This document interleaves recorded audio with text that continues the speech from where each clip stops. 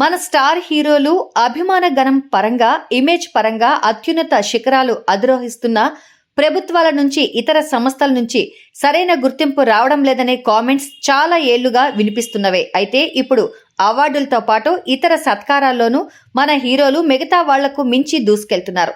పుష్పతో pan India hit కొట్టిన icon star Allu Arjun ఇదే సినిమాలోని నటనకు గాను ఏకంగా జాతీయ స్థాయిలో ఉత్తమ నటుడిగా అవార్డు అందుకున్నాడు. దశాబ్దాల తెలుగు సినిమా చరిత్రలో జాతీయ ఉత్తమ నటుడు అవార్డు అందుకున్న ఏకైక తెలుగు హీరోగా నిలిచాడు. ఇప్పుడు బన్నీ మరో అరుదైన ఘనత సాధించాడు. ఎంతో ప్రతిష్టాత్మకంగా భావించే మేడమ్ టుసాడ్స్ మ్యూజియంలో అల్లు అర్జున్ మైనపు విగ్రహాన్ని ఏర్పాటు చేశారు. ఈ విగ్రహ ఆవిష్కరణ మార్చి 28వ తేదీన జరగనుంది. ఈ కార్యక్రమం కోసం అల్లు అర్జున్ కుటుంబంతో పాటు దుబాయ్ చేరుకున్నాడు.